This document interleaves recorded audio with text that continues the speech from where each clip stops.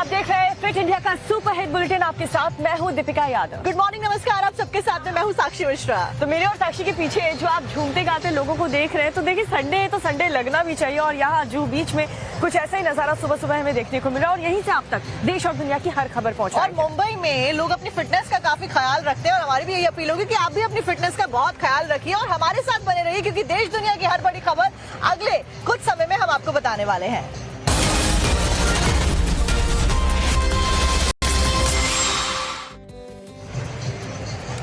और सबसे पहले फिट इंडिया में बात करेंगे पंजाब के मोहाली से आ रही खबर की, जहां से एक दुखद खबर सामने आई। दरअसल एक महिला ने अपना दम तोड़ दिया। आपको बता दें कि कल शाम 5 बजे मोहाली में एक बहुमंजिला इमारत गिर गई थी, जिसके बाद इस महिला को रेस्क्यू किया गया था। लेकिन फिलहाल ये दुखद खबर कि अस्पताल में इस महिला ने अपना दम तोड़ दिया। जहाँ ये बड़ी खबर आपको बता दें, कल शाम 5 बजे के बाद मोहाली के सुहाना गांव में एक बहुमंजिला इमारत गिर गई थी, जिसके बाद मौके पर प्रशासन की टीम पर स्थानीय लोग पहुंचे।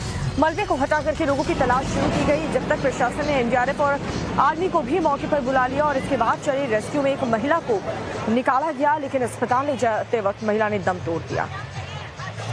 तो महिला हिमाचल की रहने वाली बताई जा रही है। मौत पर पंजाब के मुख्यमंत्री भगवंत मान ने भी दुख व्यक्त किया है। साथ ही साथ इस बिल्डिंग हादसे के गुनाहगारों पर कार्रवाई का भरोसा भी जताया, क्योंकि बहुमंजिला इमारत गिर जाती है, कई लोग मलबे में दब जाते हैं। उसके बाद रेस्क्यू ऑपरेशन चलाया गया, जिसमें इस महिला को रेस्क्यू किया गया था, लेकिन फिलहाल इस महिला ने दम तोड़ दिया है। वहीं रेस्क्यू ऑपरेशन अभी भी जारी है। मलबे के नीचे कई लोग फंसे हैं, ऐसी आशंका जताई जा रही है। युद्ध स्तर पर फिलहाल ऑपरेशन चलाया जा रहा है। मोहाली से एक खबर हम आपको बता रहे हैं। तो ये 4 तस्वीरें आपको दिखा रहे हैं हादसे की। पंजाब के मोहाली में जो हादसा हुआ है उसको बताती है 4 तस्वीर आपके टेलीविजन स्क्रीन पर।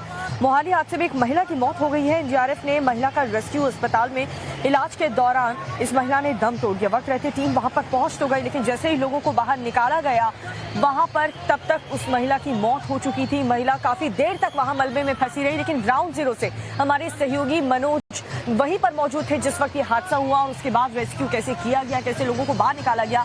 ग्राउंड जीरो से एक रिपोर्ट आपको दिखाते हैं।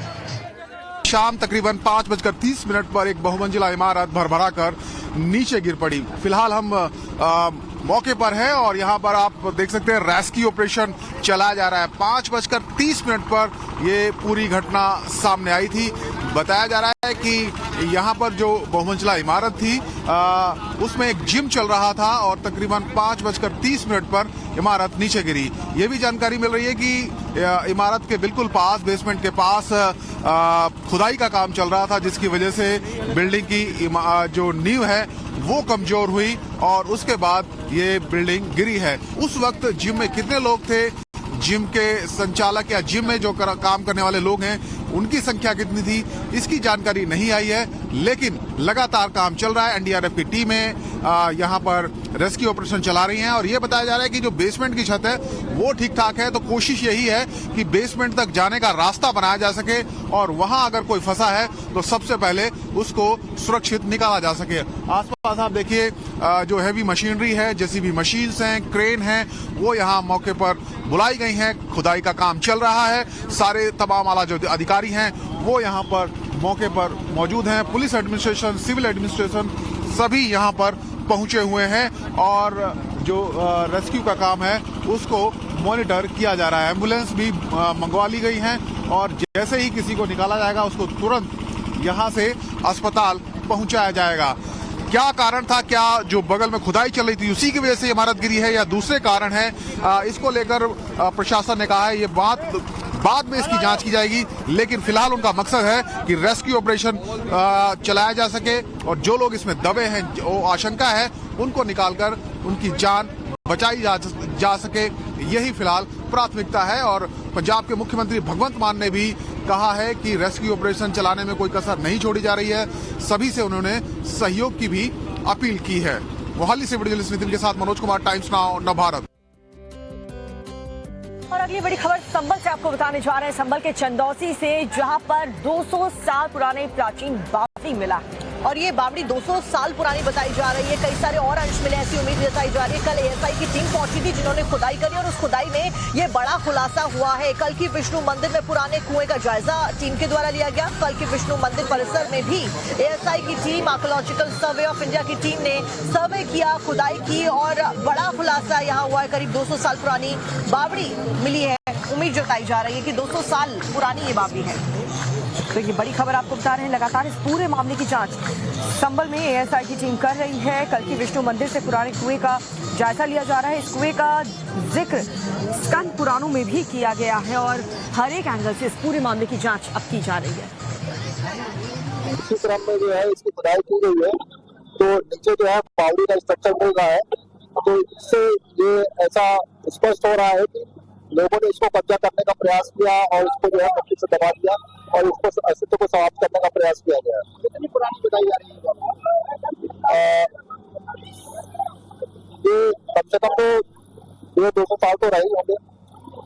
तो यहाँ पर क्या कोई पक्ष वाले हैं जो बावड़ी है यहाँ पर खुदाई चल रही है? उसका इस समय खुदाई चल रही है और ये आप लोग भी देख रहे हैं कि स्ट्रक्चर जो है वो पक्का स्ट्रक्चर जो है बावड़ी के रूप में जैसा स्वरूप होता है उस हिसाब से इसमें नीचे मिल रहा है।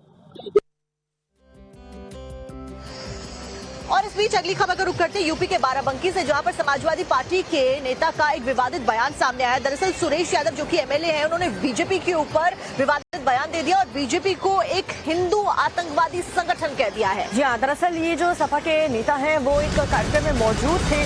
दरअसल विधायक सुरेश यादव एक विरोध प्रदर्शन में शामिल होने पहुंचे, जिसे केंद्रीय गृह मंत्री अमित शाह के बयान के खिलाफ पार्टी की ओर से बुलाया गया था और यहाँ पर कार्यकर्ताओं को संबोधित करते हुए सुरेश यादव विवादित बयान दे बैठे। तो क्या कुछ कहा, ये पूरा बयान भी आपको सुनवाते हैं। नहीं, भारतीय जनता पार्टी एक आतंकवादी संगठन, हिंदू आतंकवादी संगठन, ये पूरी तरह से पूरे देश को बर्बाद करना चाहते हैं। हमारे महापुरुषों के बारे में इतनी गलत बातें करने का काम करेंगे। समाजवादी चुप बैठने वाला नहीं। नहीं, भारतीय जनता हिंदू आतंकवादी संगठन, ये पूरी तरह से पूरे देश को बर्बाद करना चाहते हैं। हमारे महापुरुषों के बारे में इतनी गलत बातें करने का काम करेंगे। समाजवादी चुप बैठने वाला नहीं। बड़ी खबर पीएम मोदी के कुवैत दौरे से जुड़ी हुई आपको बताने जा रहे हैं, जहां पर आज क्राउन प्रिंस से पीएम मोदी की मुलाकात होने वाली है और कई है मुद्दों को लेकर के आज पीएम मोदी चर्चा करने वाले हैं। तो कल प्रधानमंत्री नरेंद्र मोदी कुवैत पहुंचते हैं, वहां पर उनका स्वागत किया जाता है। प्रधानमंत्री नरेंद्र मोदी 2 दिवसीय कुवैत के दौरे पर है। कल भव्य स्वागत उनका किया गया। होटल में मोदी के नारे लगते हुए नजर आए। सबके बीच में महाभारत के और साथ साथ में रामायण के अरबी लेखकों के साथ में भी उनकी मुलाकात हुई। काफी सराहना इस मुलाकात को मिली। पीएम नरेंद्र मोदी ने भारतीय समुदाय के संबोधन में क्या कुछ कहा, वो भी अब आपको सुनवाते हैं।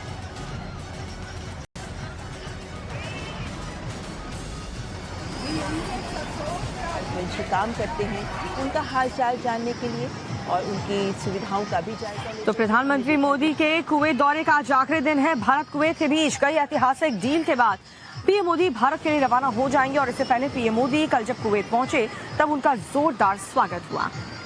तो कुवैत के प्रधानमंत्री के साथ में कई एमओयू पर सिग्नेचर्स आज होंगे। दोनों देशों के पीएम दोपहर 3:30 बजे ज्वाइंट प्रेस कॉन्फ्रेंस आज करने वाले हैं। वहीं कल की अगर बात की जाए तो कल प्रधानमंत्री नरेंद्र मोदी जब पहुंचते हैं तो भव्य स्वागत उनका किया गया। भारतीय मूल के तमाम लोग वहां पर मौजूद रहे। प्रधानमंत्री नरेंद्र मोदी ने भी यहां पर उनके साथ में बातचीत करी और उनके लिए ऑटोग्राफ भी उन लोगों को दिए। बेहद खुश लोग वहां पर नजर आ रहे थे। इस बीच 4 तस्वीरें हम आपको लगातार दिखा जी, और अक्सर ऐसी तस्वीरें सामने आती हैं जब भी प्रधानमंत्री नरेंद्र मोदी भारत से बाहर किसी अन्य देश में होते हैं तो वहां के लोग जोरदार गर्मजोशी के साथ पीएम मोदी का स्वागत करते हैं और कल भी कुछ ऐसा ही हुआ। और आज का दिन भी अपने आप में काफी अहम है क्योंकि क्राउन प्रिंस से पीएम मोदी की मुलाकात होने वाली है और प्राइम मिनिस्टर कई द्विपक्षीय मुद्दों को लेकर के चर्चा करने वाले हैं। साथियों, आज निजी रूप से मेरे लिए ये पल बहुत खास है। 43 इयर्स, 4 दशक से भी ज्यादा समय, 43 इयर्स के बाद भारत का कोई प्रधानमंत्री कुवैत आया है।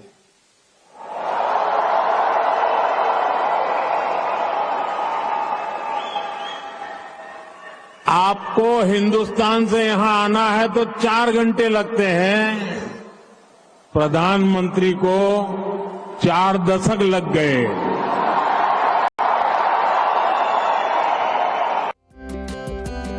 अगली अगली बड़ी खबर का, जो कि उत्तर प्रदेश के मेरठ से सामने आई है, जहां पर पुलिस और बदमाशों के बीच में एनकाउंटर हुआ है। इस एनकाउंटर में बदमाश के पैर में गोली भी लगी है। जी, हालांकि पुलिस की टीम ने 2 लोगों को गिरफ्तार भी कर लिया है। पुलिस की टीम ने 2 लोगों को गिरफ्तार कर लिया है, जिनका नाम बताया जा रहा है सलमान और नासिर। बदमाशों के पास से कार, कई एटीएम कार्ड्स भी जब्त कर लिए गए हैं।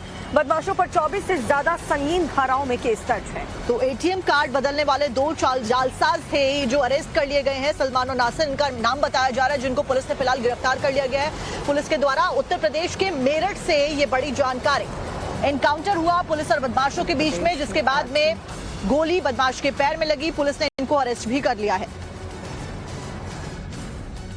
इसमें क्या मामला है, पूरा मामला बताएंगे। अभी कुछ समय पहले थाना मीरापुर पुलिस द्वारा की जा रही रूटीन चेकिंग के दौरान बदमाशों से एक मुठभेड़ हुई है।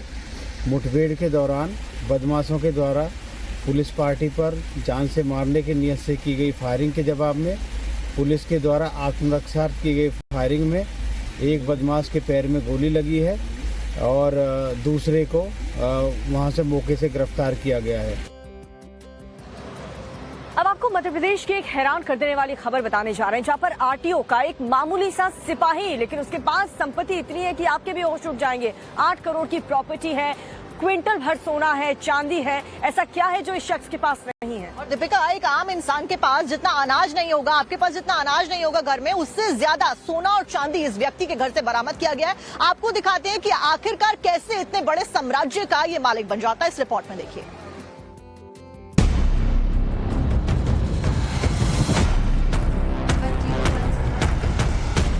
चादर पर बिछे चांदी की बिस्किट गिन सकते हैं तो गिन लीजिए, पूरी 13 कतार हैं।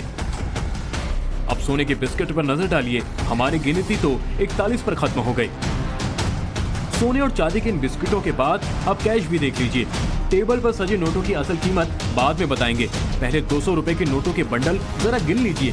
60 तो सामने दिखाई दे रहे हैं, लेकिन निकलेंगे 100 से ज्यादा, जिनकी गिनती के लिए मशीन मंगवाई गई। नोट इतने थे कि बोरे में भरकर रखे गए थे। ये अकूत दौलत का खजाना किसी राजा महाराजा की हवेली से नहीं, बल्कि वीआरएस ले चुकी एक सरकारी कर्मचारी और उसके दोस्त के यहाँ से बरामद हुआ है। पहले जानिए आखिर कौन है ये कर्मचारी। नाम सौरभ शर्मा, पद रिटायर आरटीओ सिपाही। पिता की मौत के बाद आरटीओ में अनुकंपा से मिली नौकरी। आरटीओ से वीआरएस के बाद रियल एस्टेट कारोबार में कदम। प्रदेश के कई रसूखदार लोगों से कनेक्शन। सौरभ शर्मा के ठिकानों पर कई दिन से आरटी और लोकायुक्त की छापेमारी चल रही है, जिसमें अब तक करोड़ों कैश के साथ अकूत दौलत बरामद हो चुकी है। गाड़ी और सामान कीमत 2 करोड़ 21 लाख, गोल्ड और हीरे कीमत 50 लाख, कैश की कीमत 1 करोड़ 15 लाख, पूरी दौलत की कुल कीमत 3 करोड़ 86 लाख। ये तो रिटायर आरटीओ सिपाही सौरभ शर्मा के घर से मिली दौलत का हिसाब है, लेकिन एक छापेमारी सौरभ के दोस्त और राजदार चेतन सिंह गौर के ठिकानों पर भी हुई। यहाँ से भी आयकर विभाग ने भारी भरकम रिकवरी की। घर के सामान की कीमत 30 लाख, कैश की कीमत 1 करोड़ 72 लाख, 234 किलो चांदी कीमत 2 करोड़ 10 लाख, ब्रांडेड घड़ियों की कीमत 17 लाख, लेडीज पर्स की कीमत 15 लाख, हीरे की अंगूठी की कीमत 11 लाख। दोनों जगहों पर छापेमारी में करीब 8 करोड़ की रिकवरी आयकर विभाग को हुई है। भोपाल समेत कई ठिकानों पर आयकर विभाग ने छापेमारी में अब तक ये दौलत रिकवर की है। ऐसे में सवाल ये है कि आखिर एक साधारण कर्मचारी ने इतना बड़ा साम्राज्य कैसे खड़ा किया। एक अदना सा कर्मचारी जिसको जॉब मिली अनुकंपा में, लेकिन मिला मनचाहा विभाग। लेकिन आखिरकार कैसे कुछ सालों के अंदर ही करोड़ों की संपत्ति बना ली और सत्ता के गलियारों तक बड़ी पहुंच भी। क्योंकि रसूख बढ़ा तो इस शख्स ने सबसे पहले तो नौकरी छोड़ी और प्रॉपर्टी में कूद पड़ा, और उसके बाद देखते ही देखते ये लाखों करोड़ों में खेलने लगा। लेकिन जांच एजेंसियों की नजर अब इस शख्स पर है। दिखाते हैं पूरा मामला। गुरुवार यानी कि 19 दिसंबर को पुलिस के पास एक कॉल आती है। एक व्यक्ति के द्वारा सूचना दी गई थी कि एक इनोवा क्रिस्टा जो मंडौरी से कुशलपुरा की तरफ जो रोड जाता है वहां पर लावारिस अवस्था में खड़ी हुई है, जिसमें करीब 7-8 बैग अंदर जो दिखाई दे रहे हैं। इसमें जब थाने का स्टाफ मौके पर पहुंचा तो ये पाया गया कि काफी देर से वो खड़ी हुई थी गाड़ी। मौके पर जब पुलिस की टीम पहुंचती है तो एक फार्म हाउस के पास कार खड़ी मिलती है। कार का शीशा तोड़कर पुलिस उसमें से रखे बैग को निकालती है, लेकिन बैग में जो कुछ मिलता है वो हैरान कर देने वाला होता है। वही इनोवा क्रिस्टा गाड़ी है जिसके अंदर से 52 किलो सोना जब्त किया गया है।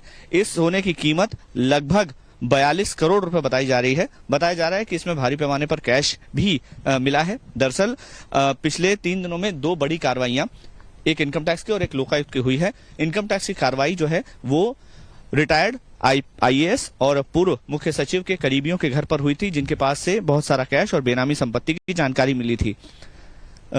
एक दिन पहले यानी कि गुरुवार को एक छापा लोकायुक्त ने मारा था, जब सौरभ शर्मा नाम के एक VRS ले चुके RTO के कर्मचारी के घर पर छापेमारी हुई और बड़े पैमाने पर कैश जब्त किया गया।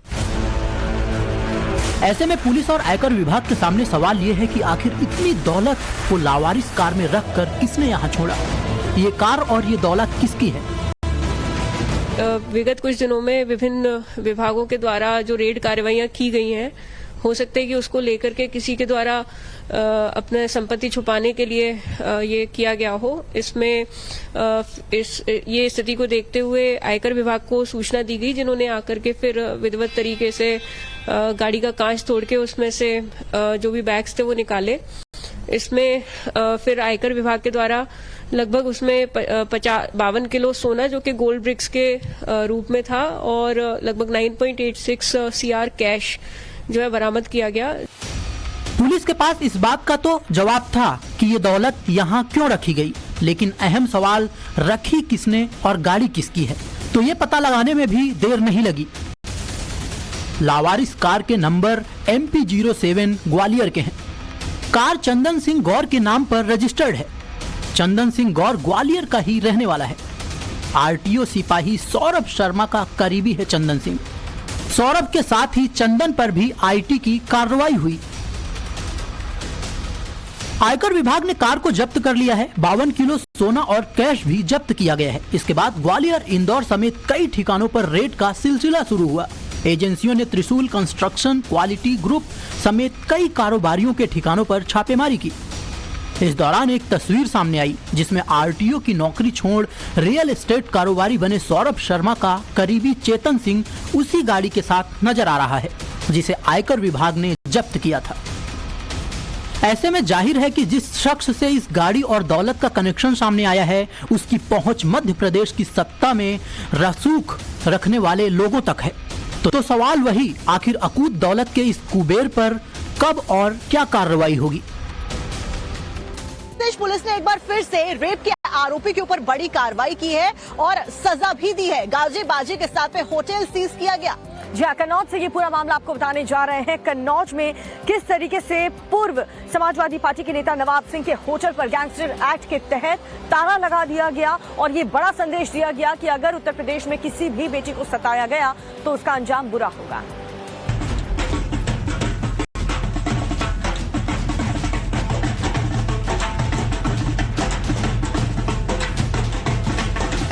ये योगी सरकार का मॉडल है, यहाँ पर आरोपी कितना बड़ा रसूखदार ही क्यों ना हो, जब उस पर कार्रवाई की बारी आती है तब इस तरह ढोल नगाड़े बजाकर आरोपियों के खिलाफ कार्रवाई होती है, उनकी संपत्ति कुर्क की जाती है। बेटियों के खिलाफ अपराध में यूपी के मुख्यमंत्री योगी आदित्यनाथ का जीरो टॉलरेंस की पॉलिसी पर है। CM योगी पहले ही पुलिस और प्रशासन को फ्री हैंड दे चुके हैं। बेटियों के गुनहगारों को बख्शा नहीं जाए। तस्वीरें यूपी के कन्नौज की है, जहां पर पूर्व SP नेता नवाब सिंह यादव के होटल पर कार्रवाई की गई, जो नाबालिग से रेप के आरोप और गैंगस्टर एक्ट के तहत जेल में बंद है। पुलिस प्रशासन ने पहले तो होटल के बाहर जमकर ढोल नगाड़े बजवाया। काफी देर तक यह सिलसिला जारी रहा, तब जाकर भारी सुरक्षा के बीच होटल को सीज किया गया। इस मामले को लेकर जिला पुलिस ने कहा कि आरोपी नवाब सिंह पर गैंगस्टर की धाराओं में कार्रवाई की गई है, जिन्होंने गलत तरीकों से यह होटल बनवाया था, जिस पर यह कार्रवाई हुई है। होटल की कीमत करीब 12 करोड़ बताई जा रही है। खबर आपको बताते हैं, जो कि पटना जाने के लिए कटिहार रेलवे स्टेशन पर पहुंचते हैं। उसके बाद ट्रेन के लिए काफी देर तक वहां पर इंतजार करते रहे और अब ये वीडियो वायरल हो रहा है। वीडियो में दरअसल आप देखेंगे तेजस्वी यादव जब तक ट्रेन में बैठ करके वहां से रवाना नहीं होते गए, तब तक वहां पर फोटो सेशन स्टेशन पर चलता रहा। दिखाते हैं आपको पूरी खबर। बिहार के पूर्व डिप्टी सीएम और अभी विधानसभा में नेता विपक्ष तेजस्वी यादव को जब लोगों ने अपने बीच देखा तब प्लेटफॉर्म पर मौजूद लोगों के बीच फोटो खिंचवाने की होड़ मच गई। पहली तस्वीर, दूसरी तस्वीर, तीसरी तस्वीर, चौथी तस्वीर, पांचवी तस्वीर, छठी तस्वीर, सातवीं तस्वीर और आठवीं तस्वीर। सबसे पहले इन जनाब को देखिए। तेजस्वी यादव को देख इनकी खुशी नहीं रुक रही। तेजस्वी की सुरक्षा में तैनात पुलिसकर्मी इन्हें रोकने की कोशिश कर रहे हैं, लेकिन इसके बावजूद ये जनाब मान नहीं रहे। जब इन्होंने तेजस्वी के साथ फोटो खिंचवाई, उसे देखकर ऐसा लगा कि इनकी सोई हुई हसरत पूरी हो गई। बिहार के पूर्व उप मुख्यमंत्री के साथ फोटो खिंचवाने का सिलसिला तब तक जारी रहा जब तक तेजस्वी यादव बेंच पर बैठे रहे। हर कोई तस्वीर खिंचवाने में पीछे नहीं था। कोई भी तेजस्वी से फोटो खिंचवाने का मौका नहीं छोड़ना चाहता था। युवा से लेकर बुजुर्ग सबने जमकर फोटो सेशन करवाया। तेजस्वी भी जनता की भावना को समझते हुए फोटो खिंचवाते रहे। अंत में बारी आई इस महिला की, जो फोटो खिंचवाने में किसी से कम नहीं रही, बल्कि इस महिला ने तेजस्वी के साथ जमकर सेल्फी भी ली। तेजस्वी भी कुछ देर तक इस महिला से बातचीत करते रहे। जब फोटो खिंचवाने का दौर खत्म हुआ, स्टेशन पर जब डिब्रूगढ़ राजधानी एक्सप्रेस आई, तब यहाँ पर भी तेजस्वी यादव समर्थकों और लोगों के बीच घिरे रहे। यहाँ पर मौजूद लोगों ने तेजस्वी के समर्थन में जोरदार नारेबाजी की। तेजस्वी ने भी ट्रेन में चढ़कर लोगों का हाथ जोड़कर अभिवादन किया। तेजस्वी के साथ सेल्फी खिंचवाने के बाद लोग भी बेहद खुश दिखे। उन्होंने तेजस्वी यादव के लिए तारीफों के पुल बांध दिए। महिला मुसाफिर ने तेजस्वी को सबसे अलग नेता तक बता दिया। अच्छे हैं, बहुत मिल के हमको बहुत खुशी मिला। तुम फैन हो क्या तेजस्वी के? यस जी, बहुत अच्छे हैं तेजस्वी भैया। मतलब हम लोग चाहते हैं कि मतलब बिहार में आए, उसका सरकार भी बने। बहुत अच्छे हैं, अच्छा लगा मिल के। हाँ, बोले मेरे बच्ची के बारे में पूछे, बताए, हम बच्ची का नाम पूछे। इतना करीब से कोई नेता तो जल्दी से मिल के बात भी नहीं करते, किए, हमको बहुत अच्छा लगा। तेजस्वी यादव के इस अंदाज को देख लोग इतनी तुलना बिहार के पूर्व मुख्यमंत्री लालू से करने लगे। लोगों ने कहा कि जिस तरह से लालू देसी अंदाज में लोगों से मिला करते थे, वैसे ही तेजस्वी यादव लोगों से मुलाकात करते हैं। बता दें कि तेजस्वी यादव कार्यकर्ता दर्शन और संवाद कार्यक्रम के लिए कटिहार गए हुए थे। जब वे पटना जाने के लिए यहाँ रुके, तब लोगों के बीच फोटो खिंचवाने के लिए ऐसी रेस लग गई।